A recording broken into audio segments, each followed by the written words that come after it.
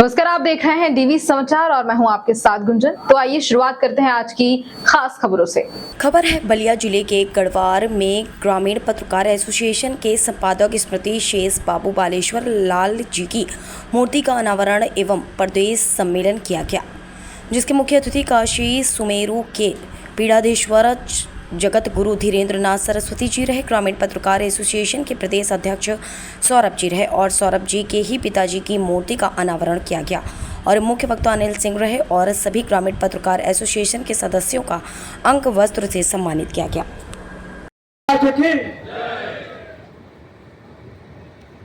गजाननं भूतगणादिसेवितं कपित्थजम्बो फलचारुभक्षणम् उमाश्रुतं शोकविनाशकारकं नमामि विघ्नेश्वरपादपङ्कजं। विघ्नेश्वराय वरदाय सुरप्रियाय लम्बोदराय सकलाय जगद्धिताय नागाननाय श्रुतियज्ञविभूषिताय गौरीसुताय गणनाथ नमो नमस्ते। मध्ये सुतब्धिमणमण्डपरत्नवेद्यां सिंहासनोपरिगतां परिपेतवस्त्रां पीताम्बरणमाल्यविभूषिताङ्गीं देवीं नमामि धृतमुद्गर्वैर्जिह्वां।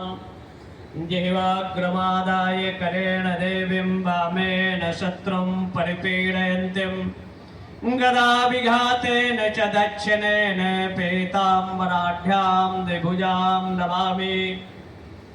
उपस्थित ग्रामीण पत्रकार एसोसिएशन के संस्थापक बाबू बालेश्वर नाथ की प्रतिमा के अनावरण के पावन अवसर पर वर्तमान प्रदेश अध्यक्ष, महामंत्री, उपाध्यक्ष, कोषाध्यक्ष एवं उत्तर प्रदेश के विभिन्न जनपदों से आए हुए अध्यक्ष, उपाध्यक्ष, मंत्री आदि समस्त पत्रकार बंधुओं, मंच संचालक जी एवं समाज के विभिन्न क्षेत्रों के आयामों में अपनी सेवा दे रहे समस्त महानुभाव वृंद, बाबू बालेश्वर नाथ जी का जन्म गुलामी की दास्ता,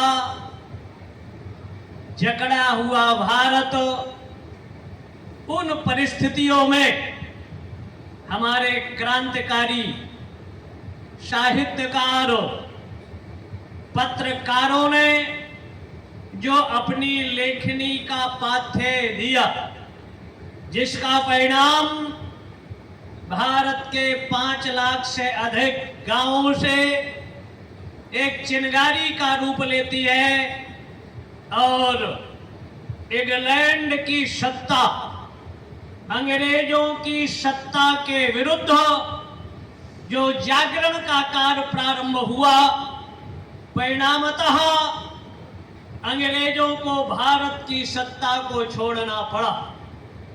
बहुत सी क्षेत्रों में अगर देखा जाए तो पत्रकार अपने प्राणों की परवाह किए बिना, चाहे वो नक्सली हो, चाहे आतंकवादी हो, माओवादी हो, उनकी गतिविधियों की स्टोरी बनाकर समाज और शासन को जागृत करना, बिना अपने प्राणों की परवाह किए कई ऐसी स्थितियों में सच्चाई लेखन करने पर अनेक तरह की धमकियां, अनेक तरह के कुठाराघात, जहां तक शहरी पत्रकारिता और ग्रामीण का आधार था, ग्रामीण वालों की न्यूज़ों को भी शहर वाले कभी कभी महत्व नहीं देते थे, छापते नहीं थे। लेकिन उन परिस्थितियों में बाबू बालेश्वर नाथ ने जयप्रकाश नारायण या राम मनोहर लोहिया जैसे संघर्षशीलों का आदर्श मानते हुए ग्रामीण पत्रकारिता की नींव रखकर पूरे प्रदेश के लोगों को संगठन में ताकत होती है, ऊर्जा होती है, और जो संगठन का उन्होंने नींव रखा, समाज को एक सूत्र में बांधा, परिणामतः लोग झुकते हैं और ग्रामीण पत्रकारिता की बातों को लेकर शासन प्रशासन भी वरीयता से लेते हुए आज उस पर अमल कर रहा है। अगर ये ताकत और ऊर्जा किसी की है, ये आपके संगठन की ऊर्जा है। संघे शक्ति कलो युगे, कलयुग में संगठन और एकता की बल रहा है। ऐसी परिस्थितियों में कहीं कहीं आज भी भ्रष्टाचार अपनी अनंत ऊंचाइयों के साथ शीर्षस्थ पर पहुंचता है, प्रलोभनों का दौर चलता है। कहीं कहीं 1-2% ऐसे भी शहरी पत्रकार हैं कि फर्जी न्यूज भी छापते हैं। आज बात नहीं होती और उनके नाम से न्यूज छाप कर झगड़ा लगाने का भी काम करते हैं। दो तरह की पत्रकारिता रही। अगर 14वें मनवंतर के 28वें तेता की पत्रकारिता हम ले लें तो अयोध्या की पत्रकारिता छपती है, जहां राम का राज्याभिषेक का प्रश्न होता है, प्रातः नहीं होता, राम का वनवास हो जाता है। ये भी एक पत्रकारिता थी। और दूसरा पत्रकारिता हमारे हनुमान जी महाराज थे 14वें मनवंतर के 28वें तेता में 1,79,70,000 वर्ष पूर्व सीता जहां लंका में अपने प्राणों को छोड़ना चाहती है तो उन्होंने जो संवाद को वहां स्थापित किया, उनके प्राणों की रक्षा हो जाती है।